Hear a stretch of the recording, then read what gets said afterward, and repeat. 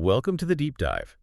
Today we're jumping into some significant recent updates to the OpenAI Responses API, specifically the ones that dropped around May 21st, 2025. Yeah, absolutely. And we're, pulling straight from the source material here, the official OpenAI announcement, but also looking at the actual code changes landing in the OpenAI Python library over on GitHub. Right. And our mission, as always, is to slice through all that and pull out the essential knowledge nuggets for you, especially if you're a software engineer actually building things with these models. The Responses API, well, the docs really frame it as a core building block for agentic applications. And it's definitely not just theoretical at this point. We're seeing, huge adoption. They're talking hundreds of thousands of developers and trillions of tokens processed just since the API launched back in March 2025. Wow, trillions. Yeah. And they mentioned real products using existing tools already. Things like Zencoder's coding agent, Rabbity for market intelligence, Magic School AI for education, many using things like web search within the API. Okay, so let's unpack this then. What's the high-level takeaway from these May updates? What's the big picture change here? Well, the core idea really seems to be making the Responses API a much more powerful and, versatile platform. They're baking in more sophisticated capabilities directly as built-in tools and also adding features focused on improving, like reliability, visibility, and privacy. And these aren't just limited to one specific model family, right? Exactly. That's a key point. You'll find these updates rolled out across the GPT 4.0 series, the GPT 4.1 series, and importantly also the OpenAI O series reasoning models. So that's O1, O3, O3 Mini, and O4 Mini. Okay. And a really interesting detail is that the Smalley models, O3 and O4 Mini, can now actually use these new tools within their own internal thought processes. The benchmarks they mentioned suggest this really improves their performance on complex stuff, like that humanities last exam benchmark. Okay, now this is where it gets really interesting, I think, the new built-in tools themselves. First, what you mentioned, remote MCP server support. Now, we heard about MCP before with the Agents SDK, but maybe give us a quick refresher. What is MCP, and why is adding remote support specifically to the Responses API such a big deal? Right. Good question. So MCP stands for Model Context Protocol. You can think of it as basically an open standard. It's designed to give models context from the outside world in a structured, reliable way. It standardizes how applications can expose their data or their functionality, their tools, so an LLM can consume them. Okay, a standard interface. Exactly. And adding remote server support to the Responses API, that's the game changer. It means you can now point an OpenAI model to a tool that's hosted on any server out there that implements the MCP standard. And often it's just a few lines of code in your API call to make that connection. Huh. So wait, instead of OpenAI having to host everything, or me having to build like custom glue code for every single external service I want the model to talk to, I can just tap into this whole ecosystem of tools available via these MCP servers. Precisely. That's exactly the idea. It really unlocks a whole world of possibilities. The examples they gave in the announcement are pretty compelling too. Like what? Well, they showed models interacting with a Shopify server to add items to a shopping cart, or using a Twilio server to send a text message that summarizes web search results, generating a Stripe payment link based on user activity, or even querying something called a deep wiki server for like structured facts. Okay, those are concrete. And how does it look in the API call? It seems pretty straightforward. The examples show you just add a tool object, specify its type as MCP, and then you just provide the server label and the server role for the remote tool. And they listed some big names already running these servers, didn't they? I think I saw Cloudflare, HubSpot, Intercom, PayPal, Plaid, Shopify, Stripe, Square, Twilio, Zapier. Yeah, a whole bunch of them. And that list really does underscore the potential, ecosystem play here. It's not just a theoretical standard. Right. And maybe reinforcing that, OpenAI has actually joined the MCP steering committee now. That seems like a pretty strong signal of commitment to growing the standard. The SDK details, they mention the client-server architecture, different server types like FastMCP, using primitives like resources, tools, prompts with Pydantic for validation. It all seems aimed at making this a solid, developer-friendly way for models to safely interact with the outside world. Okay, so MCP is huge for external interaction. What other capabilities got baked in as tools now? Image generation is another big one. Now, obviously, there's been a dedicated images API for a while, but now you can access image generation directly as a tool right within your Responses API calls. This uses the GP Image 1 model. Interesting. So what's the advantage of having it as a tool inside the Responses API versus just calling the separate images API? Well, it lets image generation become part of a broader, sort of multi-turn agentic workflow more naturally. And the announcement specifically highlights some developer-focused features within this tool implementation. Things like real-time streaming previews. Oh, cool. So you can watch it build. Yeah, exactly. See the image developing. And also multi-turn edits. That means you can actually refine the generated image step by step through more prompts within the same conversation thread. That feels really powerful for iterative creative stuff. Yeah, definitely. Okay, what else? I think I saw a code interpreter mentioned, the one from ChatGPT. Yep. Also now available as a tool directly within the Responses API. This is, no, incredibly useful for developers who need models to do things like precise data analysis, solve complex math or coding problems, or even what they call thinking with images. Thinking with images, you mean using the interpreter to analyze or manipulate image inputs? Exactly. You could pass an image to the model, and it could potentially use the code interpreter tool to process it in some way.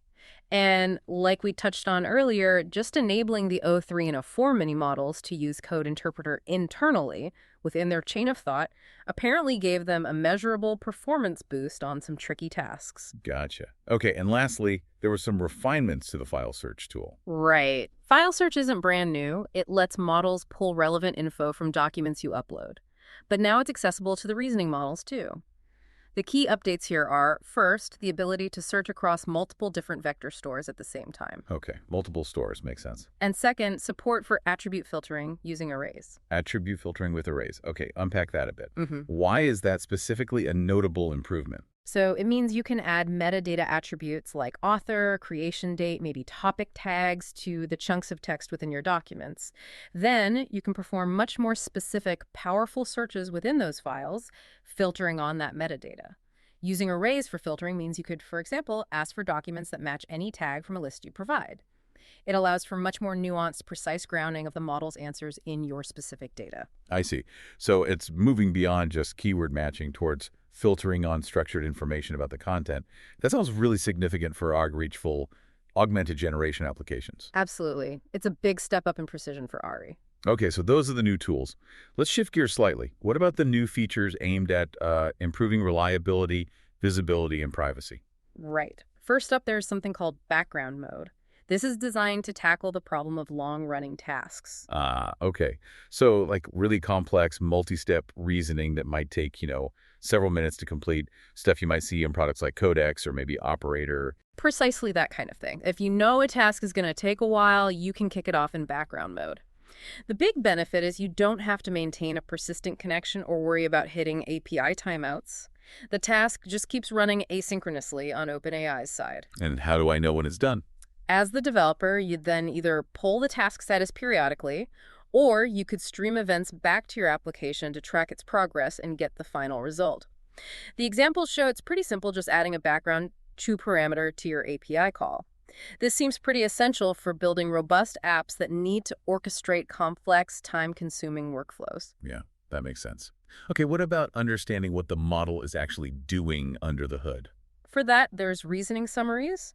This gives you back a concise, sort of natural language summary of the model's internal chain of thought process, very similar to what you sometimes see in the ChatGPT interface. Oh, that sounds incredibly useful for debugging and probably auditing too. Definitely. Yeah. Both of those, and potentially also for building better experiences for your end users, where showing how the model arrived at an answer can build trust or provide useful context.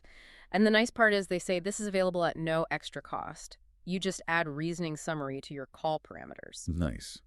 Okay, and for organizations or use cases with really strict data handling requirements. That's where encrypted reasoning items come in. This feature is specifically flagged for customers who are eligible for zero data retention, or ZDR. Right, ZDR meaning OpenAI isn't storing your request response data on their servers. Exactly. So this feature lets you reuse parts of the model's reasoning process, like intermediate steps or calculations across different API requests. Think of it like enabling a form of caching or shared state. But critically, without those reasoning items ever being stored persistently by OpenAI. I see. So you get the efficiency benefit of reusing computations, but you stay within that ZDR privacy framework. Precisely. And they also note that for the smaller O3 and O4 mini models, using these encrypted reasoning items can help boost their effective intelligence, cut down on token usage, and increase cache hit rates. all of which should lead to lower costs and faster responses on subsequent related calls. And how to use that? It looks like you'd set store false when you get a reasoning item you want to reuse later, and then you'd include its reasoning.encrypted content in your follow-up API calls. Okay, so we've got this suite of powerful new tools: MCP, image gen, code interpreter, better file search, plus these crucial features for robustness and privacy with background mode, summaries, and encrypted reasoning. Let's talk brass tacks. What does this all cost? Good question. So for the existing tools that were already in the API, they say prices remain the same. The new tools have specific rates. Image generation is priced quite granularly. Okay. It's $5 per $1,000,000 input text tokens, $10 per $1,000,000 input image tokens, and then $40 per $1,000,000 output image tokens generated. They also mentioned a 75% discount on cached input tokens, which is interesting. That 40 per $1,000,000 output image tokens. That sounds like something you need to keep an eye on if your application generates a lot of images. Definitely. That's a cost to factor into your modeling, for sure. Code Interpreter is priced per container instance at 0.03 cents each time it's spun up. Per container, okay. File search has two components: a storage cost of 0.10 cents per gigabyte per day for your vector stores, plus a usage cost of $2.50 per 1,000 tool calls made to search those files. Gotcha. Storage plus usage. And what about the remote MCP tool calls? Is there an extra charge for using those? Apparently not. For the remote MCP tool, OpenAI says they don't add a separate charge for the tool use itself. You're just billed for the output tokens that come back from the main API response as the model processes the results it gets from the MCP call. Okay, that's a clear breakdown. Now, for the developers listening who are itching to try this out, how do we actually, get our hands on this in the code? Where do we see these changes reflected? Yeah, this is where looking at the OpenAI Python client library's GitHub repo, which the source is referenced, becomes really useful. The updates we've been talking about are directly implemented in recent versions of that library. Specifically, they mentioned versions v1.80.0 and v1.81.0. Right, I was just looking at the compare view for those releases on GitHub. v1.80.0 has a commit message, feat api.new API tools, and wow, it shows changes across 48 different files. Yep. And those changes are exactly the code infrastructure being added to support the new image generation tool, the MCP tool calls, and the reasoning summary feature within the library. If you dig in, you'll see new types and event handlers being added, like response imaging call completed event and response MACD call completed event. That's the stuff you'll actually interact with in your code. Okay, makes sense. And then v1.81.0, the next version, has a commit feed api.add container endpoint, and that one touched 85 files, quite a bit larger. Yeah, that commit almost certainly corresponds to adding the client-side code needed to make calls out to the new code interpreter container endpoint through the library. Seeing these specific commits and the scope of the file changes really confirms that the client library is fully updated. It means developers can start building with all these new capabilities right now. It's not just an announcement. The implementation is there, ready to use. Fantastic. That really connects the dots from announcement to actual code. This has been, well, a really deep dive packed with some crucial details. It really has. And what's fascinating, I think, is seeing how all these individual pieces start to come together. It's not just, oh, here's another tool. It's the integration, powerful external interaction through MCP, sophisticated internal computation via code interpreter, creative output with image generation, all brought together within a single API framework that also tackles key enterprise needs like privacy with ZDR and reliability with background mode. Yeah, it really makes you think about the potential architectural shifts this could enable for building these agentic applications. What kinds of really complex multi-step workflows that maybe involve interacting with real-world services, doing heavy computation, generating dynamic content, what becomes feasible now that might have been incredibly complex or maybe just unreliable to build within a single API flow before? That really is the provocative question, isn't it? Given that these models can now, seemingly much more seamlessly, orchestrate calls to all sorts of diverse external services via MCP, handle those really long-running tasks asynchronously in the background, and give you better visibility into their own reasoning. How does that fundamentally change the way you, as a developer, might design and build your next generation of AI-powered applications? It's definitely something interesting to chew on.